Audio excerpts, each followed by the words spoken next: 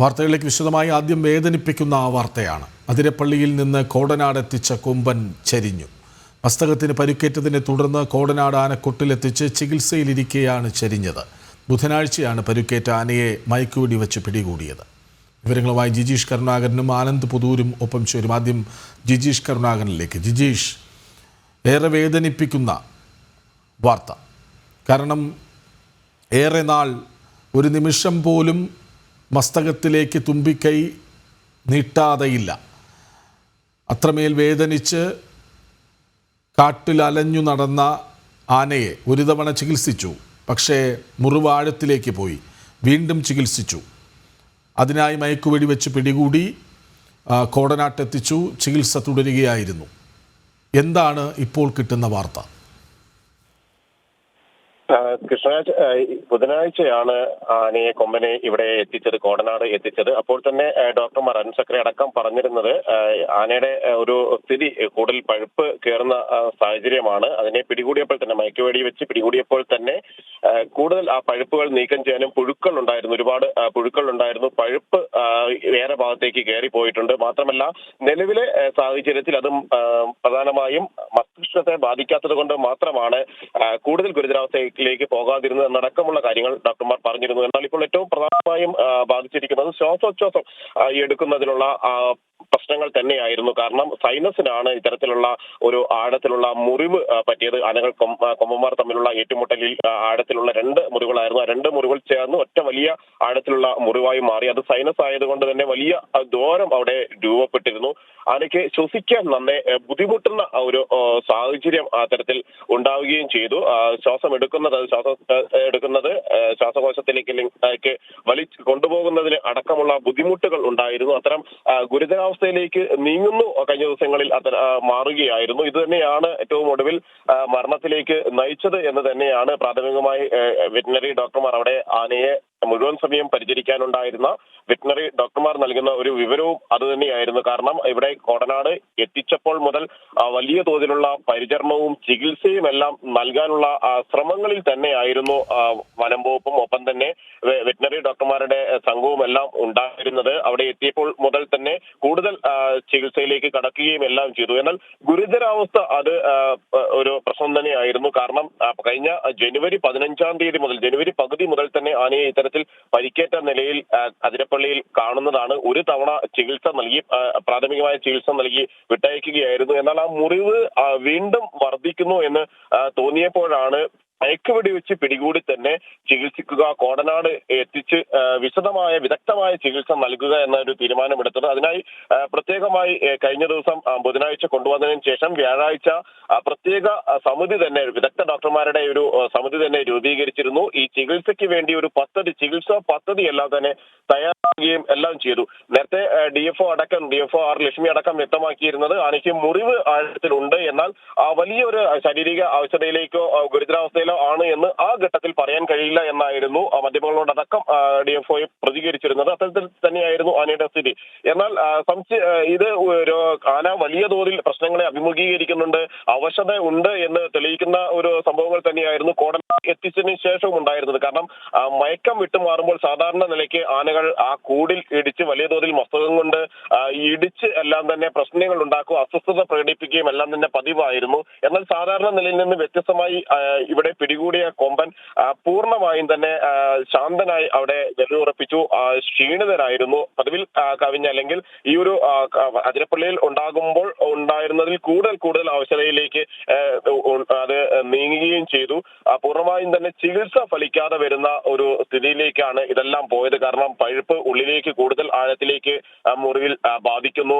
അവിടെ ഉണ്ടായിരുന്ന പുഴുക്കൾ അല്ലെങ്കിൽ പഴുപ്പ് എല്ലാം തന്നെ നീക്കം ചെയ്യാൻ കഴിഞ്ഞ് മരുന്ന് വെച്ചു എങ്കിൽ കൂടി കൂടുതൽ ആഴങ്ങളിലേക്ക് ആ പഴുപ്പ് ബാധിക്കുന്ന ഒരു സ്ഥിതിവിശേഷം ഉണ്ടായി. തലച്ചോറിലേക്ക് അടക്കം ആ പഴുപ്പ് നീങ്ങുന്ന ഒരു സ്ഥിതിവിശേഷം ഉണ്ടായി. അതേ സമയത്ത് തന്നെ ശ്വാസം എടുക്കുന്നതിന് നന്നേ ആന ബുദ്ധിമുട്ടുകയും ചെയ്തു. കൊമ്പൻ നല്ല തോതിൽ തന്നെ ബുദ്ധിമുട്ടുകയും ചെയ്തു. അപ്പോൾ തന്നെ ആ പരിക്ക് കൂടുതൽ ഒരു പ്രശ്നങ്ങൾ ഉണ്ടാക്കുന്നു, അല്ലെങ്കിൽ ചികിത്സ അത്രമാത്രം കണ്ടുപിടുത്തം ഫലിക്കുമെന്ന ആശങ്ക ഡോക്ടർമാരെ സംബന്ധിച്ചിടത്തോളം ഉണ്ടായിരുന്നു. അങ്ങനെയാണ് കൂടുതൽ ഡോക്ടർമാരെയും കൂടുതൽ വിദഗ്ധരെയും എല്ലാം തന്നെ ഉൾപ്പെടുത്തി അവരുടെ എല്ലാം നിർദ്ദേശപ്രകാരമായിരിക്കും ഈ ആനയുടെ പരിപാലനവും ചികിത്സയും എന്ന കാര്യത്തിൽ ഒരു തീരുമാനമെല്ലാം തന്നെ എടുക്കുകയും ചെയ്തത്. ബുധനാഴ്ച രാവിലെ തുടങ്ങിയ പുലർച്ചെ മുതൽ തന്നെ ഇത്തരത്തിലുള്ള ഒരു ഓപ്പറേഷൻ ആരംഭിക്കുമ്പോൾ കഴിഞ്ഞ ദിവസങ്ങളിലെല്ലാം തന്നെ പലതവണ മാറ്റിവെച്ച ഓപ്പറേഷൻ മയക്കുവെടി വെച്ച് പിടികൂടി ചികിത്സിക്കാൻ കൊണ്ടുവരിക എന്നൊരു ഓപ്പറേഷൻ ആരംഭിക്കുമ്പോൾ അവിടെ ഉണ്ടായിരുന്ന ഒരു പ്രധാനപ്പെട്ട ദൗത്യം എന്ന് പറയുന്നത് മയക്കുവെടി വെച്ച് ആനയെ തിരികെ എത്തിക്കുക എന്നത് തന്നെയായിരുന്നു. സുരക്ഷിതമായി എത്തിക്കുക, ആരോഗ്യ പ്രശ്നങ്ങൾ കൂടുതൽ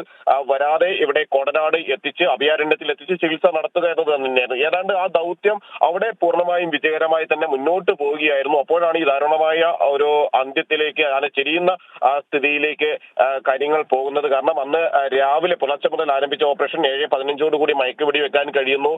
അതിനുശേഷം പ്രാഥമികമായ ചികിത്സ അവിടെ നൽകുന്നു. കൊമ്പൻ ചെരിഞ്ഞു വീണതോടുകൂടി തന്നെ പെട്ടെന്ന് തന്നെ മസ്തകത്തിലെ ആഴത്തിലുള്ള മുറിവിൽ മരുന്നുകൾ വെക്കാനും പ്രാഥമിക ചികിത്സ നൽകാനും എല്ലാം ഡോക്ടർമാർക്ക് കഴിയുന്നു.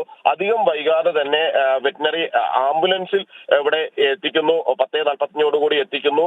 അതിനുശേഷം ഉടൻ തന്നെ ചികിത്സ ആരംഭിക്കുകയായിരുന്നു. ഡോക്ടർ അരുൺ സക്രയുടെ നേതൃത്വത്തിൽ ചികിത്സ ആരംഭിക്കുകയായിരുന്നു. അവിടെ കോടനാട് ഉള്ള ഡോക്ടർമാരുടെ സംഘം കൂടി അതിലൊപ്പം ചേരുകയും എല്ലാം ചെയ്തു.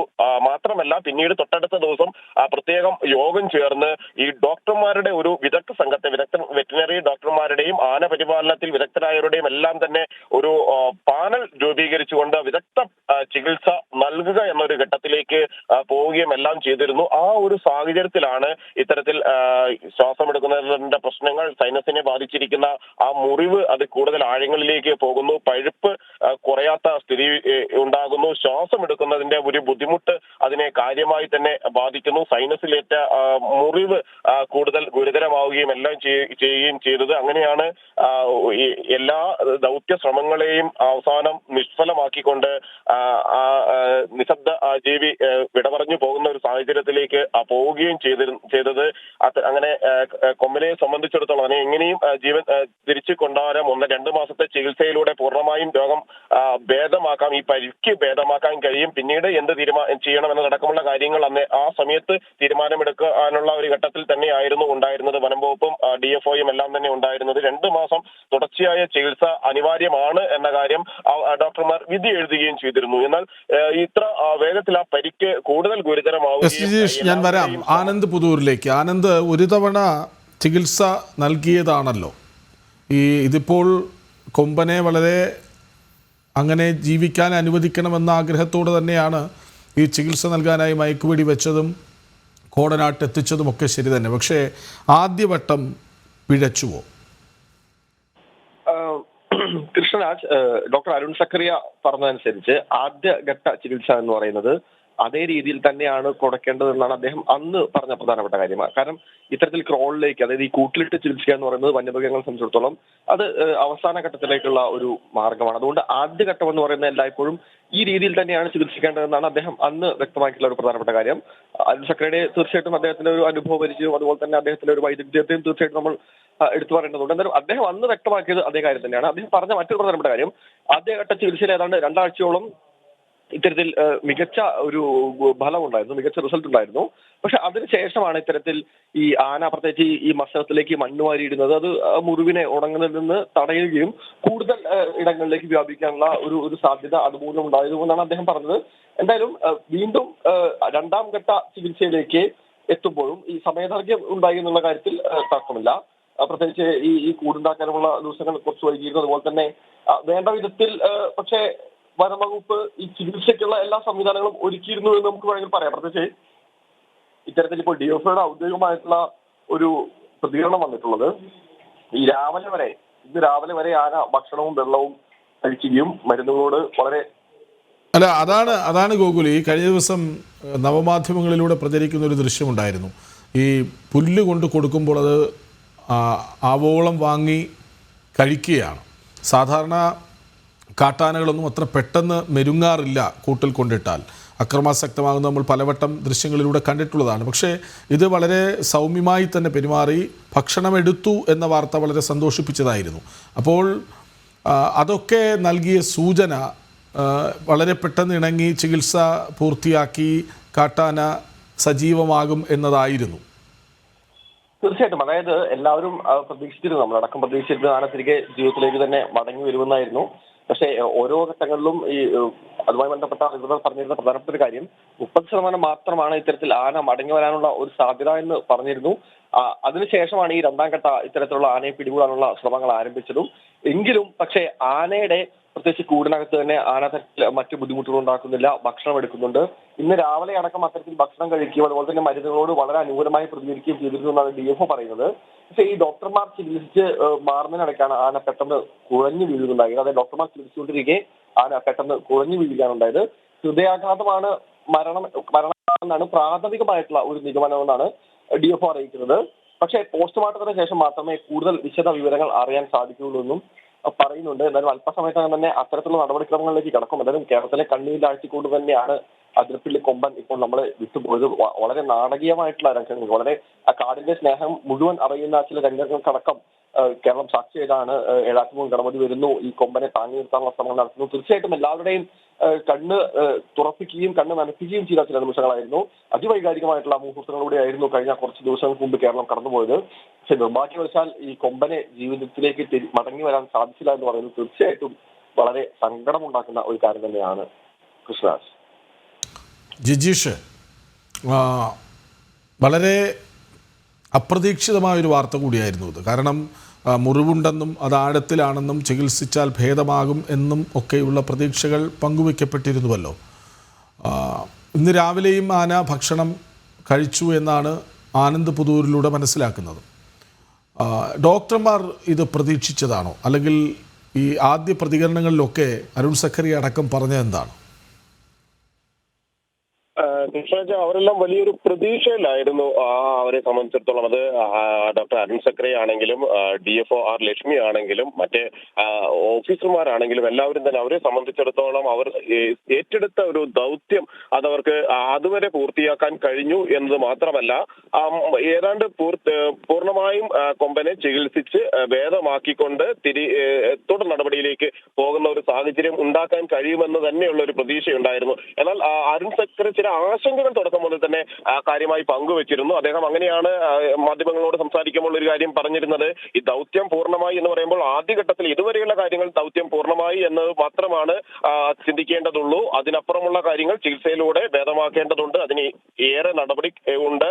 ചികിത്സ പൂർണ്ണമാകണം, വിദഗ്ധ ചികിത്സ ലഭ്യമാക്കണം. അതിനോട് മരുന്നുകളോട് ഉൾപ്പെടെ എത്രമാത്രം ഈ പരിക്കുകളോട് എല്ലാം എങ്ങനെ പ്രതികരിക്കുന്നു ആ മരുന്നുകളോട് കൊമ്പൻ എന്ന കാര്യം ഏറ്റവും പ്രധാനമാണ്. അതിന്റെ ആരോഗ്യസ്ഥിതി അടക്കം കൂടുതൽ ബോധ്യപ്പെടേണ്ടതുണ്ട് എന്ന കാര്യങ്ങളെല്ലാം തന്നെ അരുൺ സഖറിയ വ്യക്തമാക്കുകയും ചെയ്തു. കാരണം ഒരു ഭാഗത്ത് അവരെ സംബന്ധിച്ചിടത്തോളം ഒരു പ്രതീക്ഷ നേളിച്ചിരുന്നു എങ്കിൽ കൂടി ഗുരുതരമാകാനുള്ള ഒരു സാധ്യത കൂടി കണ്ടിരുന്നു. കാരണം അദ്ദേഹം തന്നെ വ്യക്തമാക്കിയത് ഈ ഒരു പരിക്ക്, എന്നാൽ ഇത് മാത്രമല്ല നിരവധി സംഭവങ്ങൾ ഇത്തരത്തിൽ ഉണ്ടായിട്ടുള്ളത്. ഒരു 2-3 മാസത്തിനുള്ളിൽ കാട്ട് കൊമ്പന്മാർ പരസ്പരം ഏറ്റുമുട്ടിക്കൊണ്ട് ഇത്തരത്തിൽ അവിടെ അത് സാധാരണ ഒരു പ്രക്രിയയാണ്. ഈ ഒരു സമയം 2-3 മാസത്തിനുള്ളിൽ അങ്ങനെ ഏറ്റുമുട്ടിയതിനു ശേഷം പലതും ചെരിയുന്ന ഒരു സ്ഥിതിവിശേഷം ഉണ്ടായിരുന്നു. അങ്ങനെ ചെരിഞ്ഞ എത്രയോ കാട്ടുകൊമ്പന്മാരുടെ പോസ്റ്റ്മോർട്ടം നടപടികൾ തനിക്ക് നടത്തേണ്ടി വരുന്ന ഒരു സ്ഥിതി ഉണ്ടായിരുന്നു. അങ്ങനെയുള്ള സ്ഥിതിയിലാണ് ഇവിടെ ഈ ഒരു ആഴത്തിലുള്ള മുറിവ് ഇവിടെ സംഭവിച്ചിരിക്കുന്നത്. സ്വാഭാവികമായും അത് ഗുരുതരമാകാനുള്ള കാരണം മറ്റ് ആനകൾ പലതും ചെരിയുകയാണ് ഈ അത്തരം സംഭവങ്ങളിൽ പതിവ്. അതുകൊണ്ട് തന്നെ ആഴത്തിലുള്ള ഈ മുറിവ് സമാനമായ മുറിവുകൾ തന്നെയാണ് മറ്റ് ആനകൾക്കും ഇത്തരം ഏറ്റുമുട്ടലിൽ ഉണ്ടാകാറുള്ളതും. അതുകൊണ്ട് തന്നെ മരുന്ന് കൊണ്ട് എത്രമാത്രം ഭേദമാക്കാം എന്നത് തങ്ങളുടെ ഒരു പരമാവധി ശ്രമം എന്ന നിലയ്ക്കാണ് തുടരുക. എന്നാൽ ആന ഭക്ഷണം കഴിക്കുന്നു എന്നതും ഭക്ഷണം എടുക്കുന്നു, തീറ്റ എടുക്കുന്നു എന്നതെല്ലാം തന്നെ ഒരു പോസിറ്റീവായ കാര്യമായി തന്നെയാണ് ഡോക്ടർമാർ കണ്ടിരുന്നത്. ആന ഭക്ഷണം കഴിക്കുന്നു എങ്കിൽ പോലും ശ്വാസം എടുക്കാനുള്ള ഒരു ബുദ്ധിമുട്ട് അത് വിദഗ്ധ സംഘം, ഡോക്ടർമാരുടെ സംഘം ശ്രദ്ധിച്ചിരുന്നു. അത് മാറിയെങ്കിൽ മാത്രമാണ് ഒരു ജീവൻ നിലനിർത്തിക്കൊണ്ട് പോകാൻ കഴിയുള്ളൂ. കാരണം മുറിവുകൾ ഉണങ്ങേണ്ടതുണ്ട്, സൈനസിനേറ്റ ഗുരുതരമായ പരിക്കുകൾ മാറേണ്ടതുണ്ട്. എങ്കിൽ മാത്രമാണ് അതിന്റെ ശ്വാസോച്ഛ്വാസം അടക്കമുള്ള കാര്യങ്ങൾ പൂർണ്ണമായും നടത്താൻ കഴിയുള്ളൂ. അങ്ങനെയെങ്കിൽ മാത്രമാണ് ആരോഗ്യം വീണ്ടെടുത്തുകൊണ്ട് ചികിത്സയോട് പ്രതികരിക്കുന്ന, മരുന്നുകളോട് പ്രതികരിക്കുന്ന ആ ഒരു സ്ഥിതിയിലേക്ക് എത്താൻ കഴിയുകയുള്ളൂ എന്നെല്ലാം തന്നെയായിരുന്നു ഡോക്ടർമാർ ആ ഘട്ടത്തിൽ വെറ്റിനറി ഡോക്ടർമാർ വിധി എഴുതുകയും ചെയ്തിരുന്നത്. അവരുടെ വലിയൊരു പരിചരണം ഈ ഒരു സമയത്തെല്ലാം തന്നെ ലഭിച്ചിരുന്നു. ആനക്കൂട്ടിലുള്ള ആനയെ പൂർണ്ണ സമയം തന്നെ ഡോക്ടർമാർ നിരീക്ഷിച്ചു വരികയായിരുന്നു. അതിന്റെ ഓരോ ആരോഗ്യ പ്രശ്നവും അത് ഏത് തരത്തിലാണ്, അല്ലെങ്കിൽ ഈ ആരോഗ്യ പ്രശ്നങ്ങൾ ഉണ്ടാകുമ്പോൾ അത് എങ്ങനെയാണ് മരുന്നുകളോട് പ്രതികരിക്കുന്നത്, കൂടുതൽ ഗുരുതരമാകുന്നുണ്ടോ, ശ്വാസം എടുക്കുന്നത് അടക്കമുള്ള തടസ്സങ്ങൾ കാണിക്കുന്നുണ്ടോ തുടങ്ങിയ കാര്യങ്ങളെല്ലാം തന്നെ നിരന്തരമായി ഡോക്ടർമാർ നിരീക്ഷിച്ച് വരികയും ചെയ്യുന്നുണ്ട്. എന്നാൽ സ്വാഭാവികമായും ആ പരിക്കിന്റെ ഗുരുതരാവസ്ഥ മരുന്നുകളോട് പ്രതികരിക്കാത്ത ഒരു സ്ഥിതിയിലേക്ക് കാര്യങ്ങൾ കൊണ്ടുപോയി. ഭക്ഷണം കഴിക്കുന്നുണ്ട് എങ്കിൽ പോലും അതിന്റെ അവശത ഒരു സ്ഥിതി കാര്യങ്ങൾ കൂടുതൽ പ്രശ്നങ്ങളിലേക്ക് പോയി. അങ്ങനെ അത് മറ്റ് അവയവങ്ങളെ എല്ലാം തന്നെ ബാധിക്കുന്ന ഒരു സ്ഥിതിവിശേഷം. ഡോക്ടർ അത് അക്കാര്യങ്ങൾ നേരത്തെ തന്നെ സൂചിപ്പിച്ചിരുന്നു. കാരണം മസ്തിഷ്കത്തിലേക്ക് പഴുപ്പ് എത്തുന്ന ഒരു സ്ഥിതി വന്നു കഴിഞ്ഞാൽ കാര്യങ്ങൾ കൈവിട്ടു പോകും, ചികിത്സ ഫലിക്കാതെ വരുന്ന ഒരു സ്ഥിതിവിശേഷം ഉണ്ടാകും. എങ്ങനെയാണോ ആ മസ്തിഷ്കത്തെ അത് ബാധിക്കുന്നത്, അല്ലെങ്കിൽ അതിലേക്ക് ആ പഴുപ്പ് കടന്നു കയറുന്നത് എന്നത് തന്നെയാണ് അതിൽ പ്രധാനം. അതിനു മുമ്പ് തന്നെ മുറിവുകൾ ഉണക്കാൻ കഴിഞ്ഞാൽ മാത്രമാണ് കൊമ്പനെ തിരികെ ജീവിതത്തിലേക്ക് കൊണ്ടുവരാൻ കഴിയുകയുള്ളൂ, അതിന്റെ സ്വാഭാവിക ജീവിത രീതിയിലേക്ക് തിരികെ എത്തിക്കാൻ കഴിയുകയുള്ളൂ. അല്ലെങ്കിൽ ആ മുറിവ് അങ്ങനെ തന്നെ നിൽക്കുകയും അത് കൂടുതൽ പഴുപ്പും മറ്റു ഭാഗങ്ങളിലേക്ക് ബാധിക്കുകയും എല്ലാം ചെയ്താൽ അവയവങ്ങളെ കാര്യമായി തന്നെ അത് എഫക്ട് ചെയ്യുമെന്ന കാര്യം ഡോക്ടർമാർ സൂചിപ്പിക്കുകയും ചെയ്തിരുന്നു. അങ്ങനെയാണ് ഈ ഒരു പരിക്ക് അല്ലെങ്കിൽ അതിന്റെ ആ ഗുരുതരാവസ്ഥ തന്നെയാണ് ഒടുവിൽ ആന ചെരിയുന്ന സ്ഥിതിയിലേക്കും രക്ഷിക്കാനുള്ള ദൗത്യങ്ങളും അത് ആന രക്ഷപ്പെടുമെന്ന എല്ലാ പ്രതീക്ഷകളെയും എല്ലാം അസ്തമിപ്പിച്ചുകൊണ്ട് ഇത്തരമൊരു സ്ഥിതിവിശേഷം സംജാതമാക്കിയിരിക്കുന്നത്. അത് എല്ലാവരെയും സംബന്ധിച്ചിടത്തോളം, കാരണം അവിടെ ആ പ്രദേശത്തുണ്ടായിരുന്ന ആളുകളാണെങ്കിലും കോടനാടുണ്ടായിരുന്ന ആളുകളാണെങ്കിലും എല്ലാം അവർ നമ്മളോട് ആ സമയത്ത് പങ്കുവച്ച ഒരു വികാരം എന്ന് പറയുന്നത് തങ്ങളും പ്രാർത്ഥനയിലാണ് കൊമ്പന്റെ ജീവൻ രക്ഷിക്കുന്നതിന് വേണ്ടി. കാരണം ഈ ഒരു സാഹചര്യത്തിൽ അതിനെ കാണുന്നത് വേദനാജനകം. അതിരപ്പള്ളിയിൽ മസ്തകത്തിൽ മുറിവേറ്റ കൊമ്പൻ ചരിഞ്ഞു എന്ന ദുഃഖവാർത്ത. ചികിത്സയ്ക്കായി മയക്കുവെടി വെച്ച് പിടികൂടി കോടനാട്ടെ ആനക്കൊട്ടിലിൽ എത്തിച്ചതാണ്. ഭക്ഷണം കഴിക്കുന്നു എന്ന വാർത്തകൾ പുറത്തു വന്നിരുന്നു. ഇന്ന് രാവിലെയും ഭക്ഷണം കഴിച്ചു. പക്ഷേ അപ്രതീക്ഷിതമായി ആന ചെരിഞ്ഞുവെന്ന വാർത്ത പുറത്തു വരുന്നു. വിവരങ്ങൾ നൽകുകയായിരുന്നു ആനന്ദ് പുതൂരും ജിജീഷ് കരുണാകരൻ.